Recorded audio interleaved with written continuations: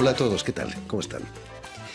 La semana pasada estaba con nosotros la escritora argentina Alicia Duhovne Ortiz para hablarnos de su libro editado por una editorial independiente que publica autores que no viven en sus países de origen. Nuestro invitado de hoy, el argentino Andrés Taxir, es precisamente cofundador de esta editorial, la editorial Equidistancias, escritor y autor del documental Truco en Londres, típico juego de cartas argentino que también se juega en la capital británica. Pica, pica, ¿no?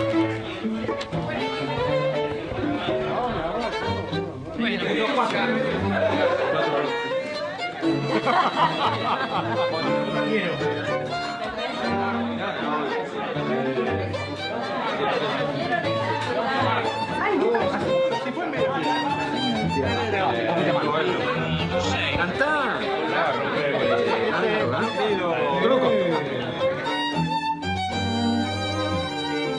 Andrés, ¿el truco se parece algo al póker o no? Hola Jordi, gracias por la invitación. Un placer. Es un juego de engaño. El truco es un típico juego argentino, se juega en toda Argentina. Y los argentinos lo llevan por los diferentes lugares donde viven, en este caso en Londres. Y es un juego que hay que engañar, se juega generalmente en pareja, se puede jugar también de a tres, en equipos de tres. Se juega con las cartas españolas. La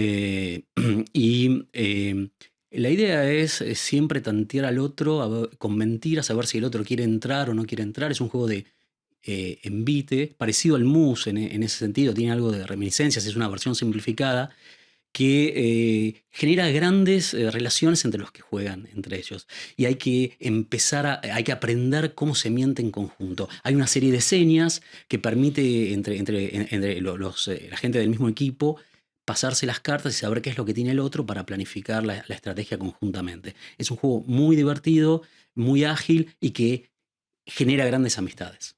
Se ha convertido en un verdadero acto social, ¿no? Y en Londres, para los argentinos. Totalmente, exactamente es eso. Yo de hecho, cuando viví en Londres, en mis años en Londres, encontré este grupo de argentinos que jugaba en el oeste de Londres. Gente, era cerca de una veintena de personas, en diferentes momentos habían emigrado, algunos en los 70, otros antes, muchos después, como yo mismo. Pero tenían esta cuestión en común de que jugaban al truco. Y se juntaban una vez cada 15 días con choripanes mediantes, para jugar, y lograban crear de alguna manera en ese lugar del oeste de Londres que nadie podría aventurar lo que pasaba ahí, que un grupo de argentinos jugaba en Londres, reconstruía una pequeña burbujita de lo que era Argentina ahí en el oeste de Londres.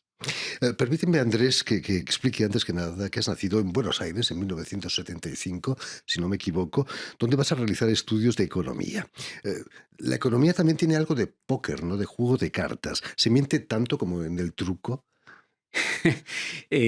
Se miente mucho, me parece que algunos mienten más que otros, pero sí, es un juego donde hay que tratar de leer también las expectativas y los movimientos que los otros agentes harán. Incluso tiene algo de psicoanalítico también, ¿no? Sí, de hecho, entiendo, no soy un experto en estos temas, pero buena parte de los avances de economía en las últimas décadas tiene que ver con la economía del comportamiento y cómo procesan los diferentes agentes la información que circula. Sí, sí.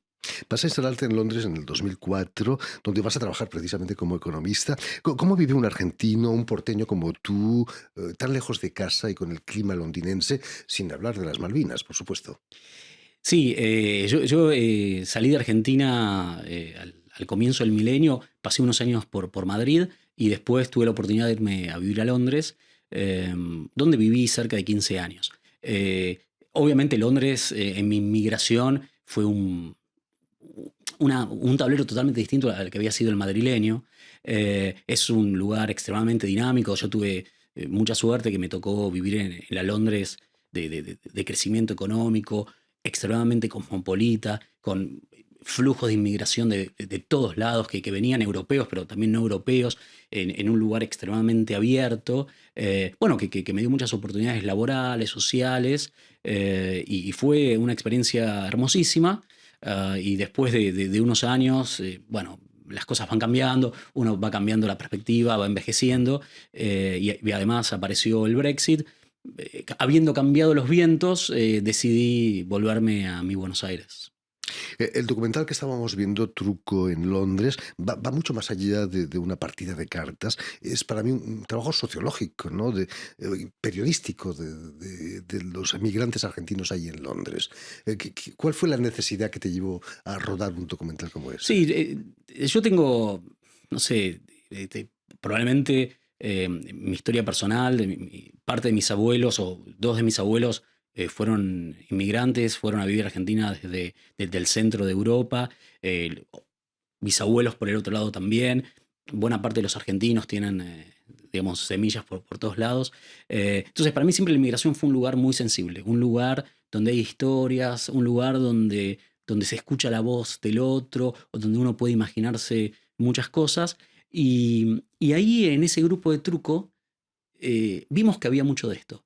Era muy interesante ver, por ejemplo, cuando la gente se ponía a hablar, que, viste, hablaban como de argentinas que eran de diferentes capas geológicas. Hablaba gente que había emigrado en el 60 y hablaba gente que había emigrado en 2010 y hablaban de países distintos. Ni siquiera eran a lo mejor países que habían existido, pero si habían existido, sin duda eran muy distintos. Y entonces, con personas que tenían un gran entusiasmo por seguir manteniendo algo de arraigo, algo de alguna raíz con Argentina. Entonces nos pareció un crimen no poder capturar eso y dejarlo guardado.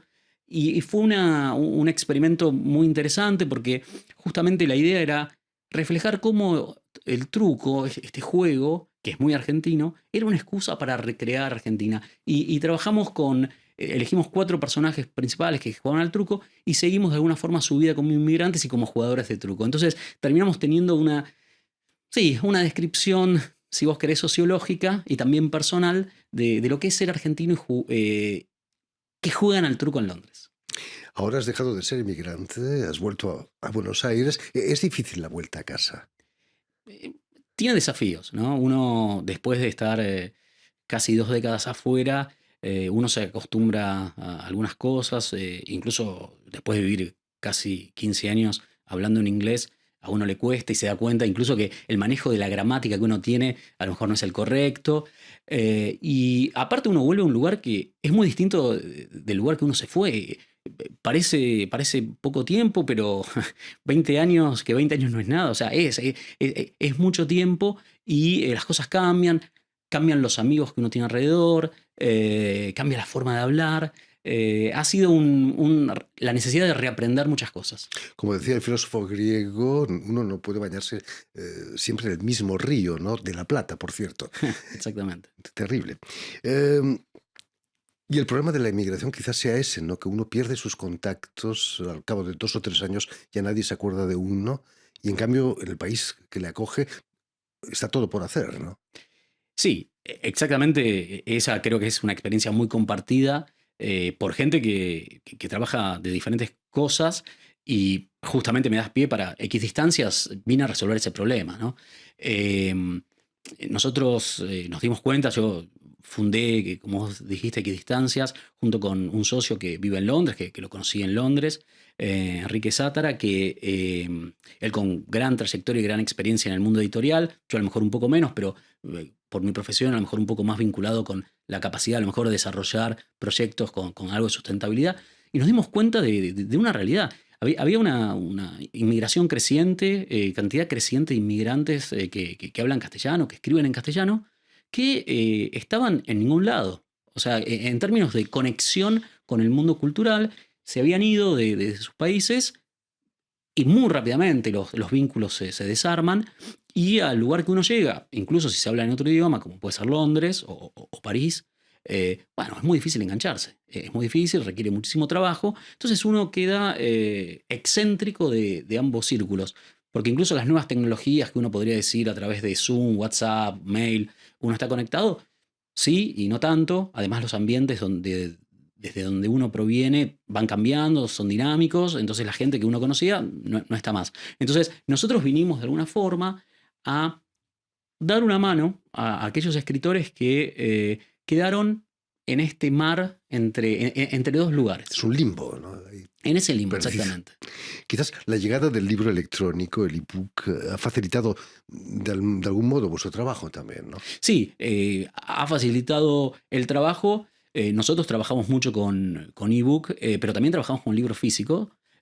Seguimos pensando que el libro físico es una alternativa deseable para muchos lectores, muy cómoda, que están muy acostumbrados, pero el ebook sin duda nos viene a simplificar mucho el mundo. De hecho, nosotros gracias a la combinación de libro físico y libro ebook o en sus versiones digitales, logramos hacer que los libros estén disponibles casi en todos los países del mundo, sin duda en toda Europa, en Estados Unidos y en toda América Latina, lo cual es casi un alivio, un respiro para los escritores saber que su obra está disponible, está accesible a muchos lectores. Y de un lado y del otro del Atlántico, ¿no? Exactamente. Naturalmente. En vuestra editorial has publicado tu propia novela, Una conjetura sobre el Alcántara, primera parte de una trilogía, ¿no? Que explora tus orígenes familiares y la relación entre inmigración y recuerdo y ficción. Cuéntanos, tu familia también ha sido, me decías, inmigrante, ¿no? Sí, mi familia es inmigrante y creo que como todas las personas hay como agujeros negros, si vos querés, en las historias familiares, cosas sobre las cuales no se habla, o se habla de forma vedada, o se habla de una forma y después se habla de otra. Bueno, yo durante muchos años quise reconstruir eso y estoy trabajando en una trilogía de la inmigración y la mentira. Esta es la primera parte, una conjetura sobre el Alcántara. La segunda ya está terminada y estoy trabajando en la tercera. Para mí siempre el tema de la inmigración y cómo la inmigración es relatada por los propios inmigrantes me resultó un tema muy, muy sensible, muy interesante, ¿no? Esa posibilidad que ve el inmigrante de reinventarse a sí mismo en el lugar que llega es un tema que siempre me iluminó. ¿Has descubierto cosas de tu familia investigando para tu libro? Sí, sí, sí. O no sé si he logrado encontrar información, pero he logrado construir una serie de conjeturas. Justamente una conjetura sobre Alcántara. El Alcántara es uno de los barcos que transportaba inmigrantes desde Europa a Argentina. El libro es sobre una de las conjeturas posibles que hay sobre lo que pudo haber pasado en ese barco. Una conjetura sobre el Alcántara. La mayoría de los grandes escritores argentinos han pasado en gran parte su vida en el extranjero. Estoy pensando en Borges, por supuesto, Cortázar, pero también toda la generación que huyeron de la dictadura, ¿no? En el fondo, un escritor es un nómada, ¿no? También. Sí, hay mil formas de ser nómade. Incluso uno puede ser un extranjero en su propio país cuando las cosas cambian, cuando uno no se siente cómodo. Nosotros, trabajar con equidistancia y trabajar con muchos escritores inmigrantes nos ha permitido ver cosas que uno no las tiene tan presentes, ¿no? O sea, que si uno se pone a pensar, efectivamente es lo normal, pero hay mil formas de emigrar, ¿no? Entonces se puede emigrar porque uno es un perseguido político, se puede emigrar en busca de mejores condiciones económicas, se puede emigrar por amor, se puede emigrar porque uno se va a un lugar y se enamoró de un objeto, se puede emigrar por trabajo, se emigra de muchas formas. Pero hay un mundo gigantesco de la inmigración, del nomadismo, y hemos tenido muchísima suerte que en nuestro catálogo, hemos publicado pocos autores, hemos trabajado por ahora con una veintena de autores, pero suficiente como para tener una muestra que te va mostrando que se puede ser inmigrante de muchas formas. Tenemos incluso dentro de nuestro catálogo un libro escrito por un español, Enrique Criado, que él trabajó en el Congo, trabajando en el servicio exterior de España, y también se puede uno puede emigrar y escribir desde un lugar que uno a priori no imaginaría, como teniendo un trabajo como en el servicio diplomático. Ser inmigrante no tiene buena prensa todavía, ¿no? La inmigración, la gente, la extrema derecha la utiliza como arma casi, ¿no? Sí, ¿Por qué? ¿Por qué? bueno, y de hecho, humildemente,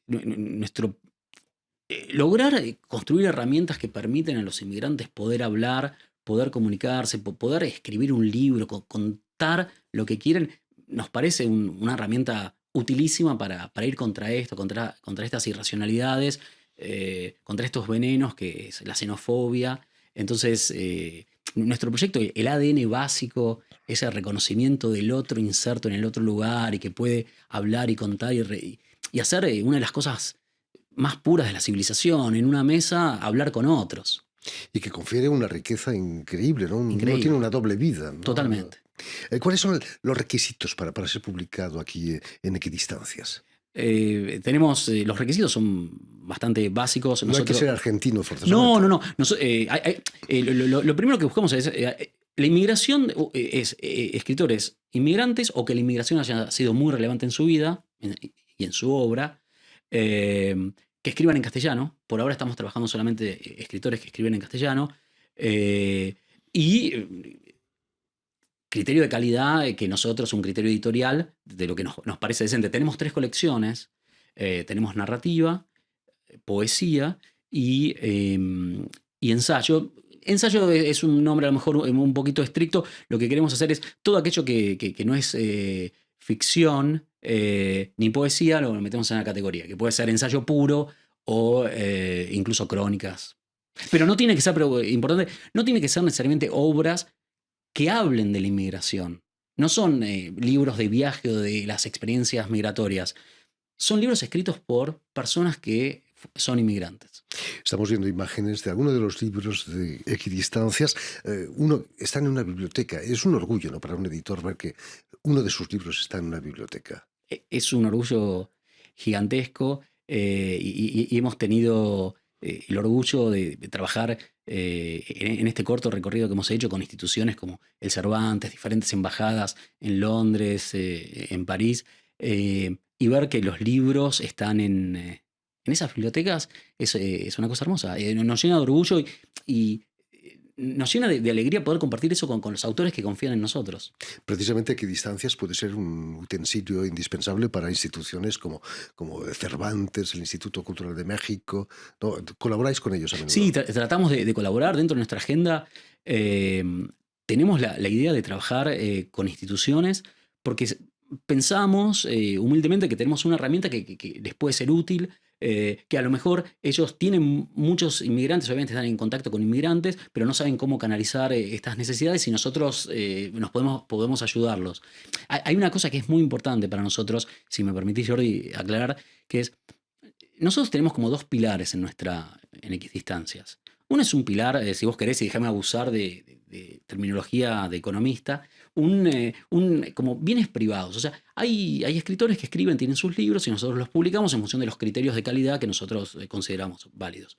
Pero además tenemos como objetivo tratar de poner sobre la mesa lo que significa escribir afuera. Nos parece que escribir afuera tiene algunas características idiosincráticas propias que vale la pena explorar. Los temas, la sensibilidad, el manejo del lenguaje. Y entonces nos dedicamos buena parte de nuestro tiempo a transmitir esto a través de construcción, por ejemplo, de antologías. Tenemos hecho una antología de autores, de poetas latinoamericanos en América Latina. Estamos trabajando una en Francia, estamos trabajando una en Alemania. Estamos trabajando una antología de escritores venezolanos que no viven en Venezuela. Tenemos otra antología de escritores judíos latinoamericanos que se han ido y han vuelto. Como diferentes colectivos de personas que tienen una realidad, tienen algunas cosas en común que contar. Y todo eso conforma lo que es escribir afuera. Y eso nos interesa mucho ponerlo sobre la mesa, que escribir afuera se escribe desde Homero. O sea, no es que venimos a inventar nada, pero tenemos la humilde pretensión de poder ayudar a ordenar esa discusión. En fin, muchísimas gracias, Andrés Texier, por esta labor extraordinaria que estás haciendo ahora en Buenos Aires y también en Londres con la editorial Equidistancias. Permíteme también que dé las gracias a Julian Leng y al señor Boucher, que nos ha ayudado en la realización del programa, y también saludar a nuestros telespectadores que nos siguen en todo el continente americano, seguro que en Buenos Aires también, gracias a la cadena Unión Continental Latinoamérica y también la red tal que reúne televisoras y universitarias y también privadas y públicas de América Latina. Y a ustedes, muchísimas gracias por su atención y les damos cita para una nueva edición de El Invitado de Radio Francia Internacional.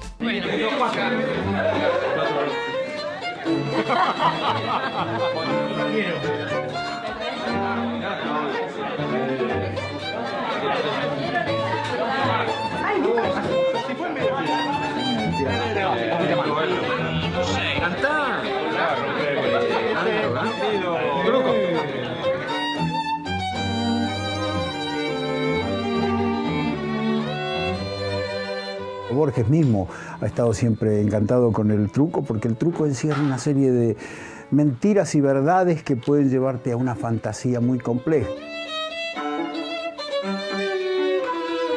Si Lewis Carroll hubiese escrito un tercer Alice, que era Alice en el partido de truco, hubiese encontrado suficientes figuras y motivos como para crear toda una fantasía alucinatoria, como hizo con el ajedrez en Alice Through the Looking Mirror, ¿no?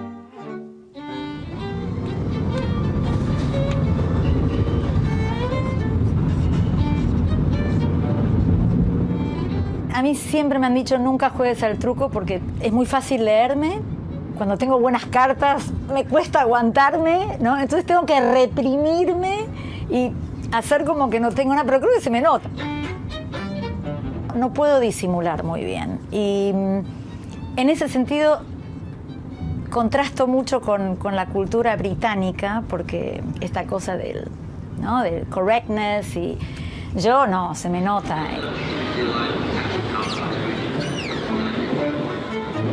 El truco es una mezcla, a mi entender, fascinante de lo que es ficción, de lo que es verdad, de lo que es la historia creada por cada uno, de lo que es la historia creada por cada uno acá en Inglaterra.